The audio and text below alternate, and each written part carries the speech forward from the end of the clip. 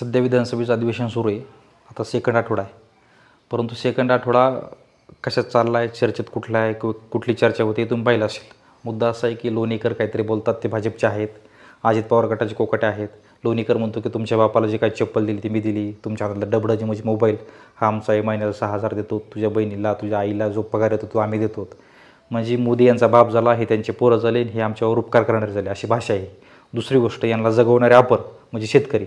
आणि हा माणिकराव कोकाटे कृषीमंत्री, इथला कृषीमंत्री महाराष्ट्राला म्हणजे गेल्या काही काळात फक्त आणि फक्त कृषीमंत्री हे फक्त नावापुरते भेटले. इतके नालायक माणसं आहेत हे, याचं टोक आहे की त्यांनी अक्षरशः कृषीमंत्री म्हणून आपल्याला काहीतरी चांगलं करता येईल असं कधीच समजून घेतलं नाही, म्हणून त्यांच्याकडनं काही झालं नाही. म्हणजे ही 12 गावची पाटीलकी भेटल्यासारखं असं वक्तव्य ते माणिकराव करतात आणि ते आपले कृषीमंत्री आहेत.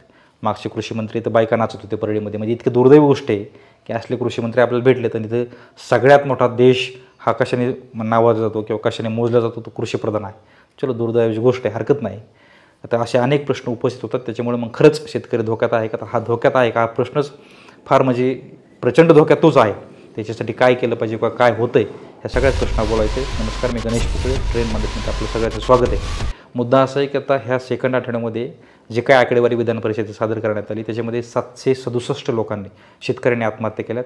त्याच्यामध्ये 520 हे मराठवाड्यात आहेत आणि सगळ्यात अग्रेसर असणारा जिल्हा, दुष्काळ, गुन्हेगारी, म्हणजे सगळ्यात पाणी नाही, अशी वाईट स्थिती आहे, असा सगळ्यात पुढं असणारा जिल्हा जो आहे, महिलांच्या म्हणजे ऊसतोड कामगार, महिलांची गर्भपिशवी काढून अक्षरशः ऊस तोडण्यासाठी पाठवणारा, इतका पुढं असणारा जिल्हा इथंही कसा माघार आहे. त्याच्यामुळे 126 फक्त बीडमध्ये आहे.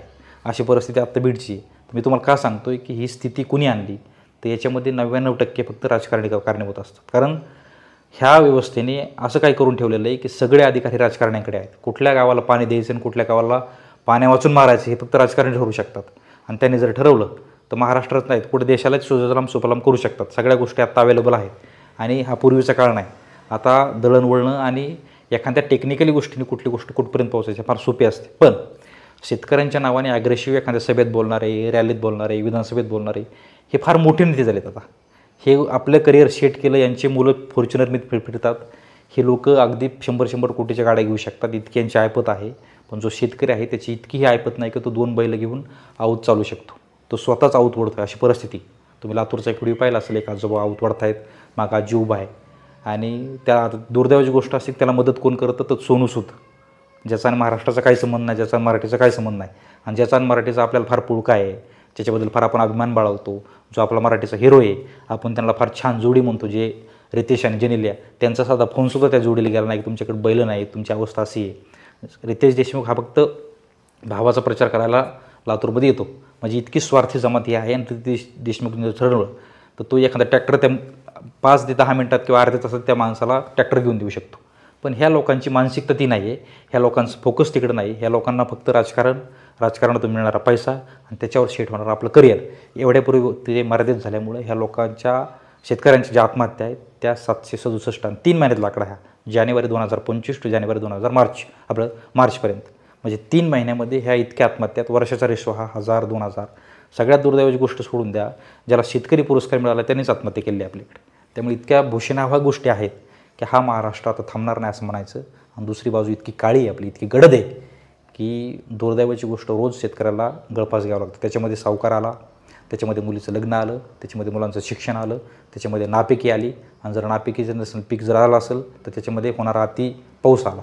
तर ह्या सगळ्यात गोरफटलेला जो शेतकरी तो कुठंही फायद्याचा ठरत नाही.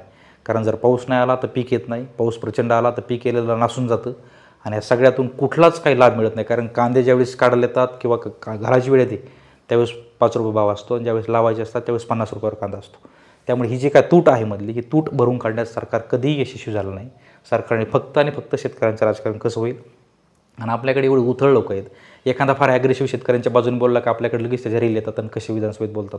त्या रीलनी काय होऊ शकतो, तुम्ही प्रत्यक्ष ग्राउंड लेवलला, ॲक्टिव्ह लेवलला किंवा तुम्ही प्रत्यक्ष त्याच्यामध्ये काय भागीदारी केली. मला एक सांगा, एखाद्या शेतकऱ्याकडे बैल नाही, त्याच्या गावातला एखादा शेजारी म्हणू शकतो माझे बैल घेऊन जा, 2 दिवस तुमच्याकडे तुमची शेती करा, मला आणून द्या. ही सुद्धा मानसिकता आपल्याकडे नाही.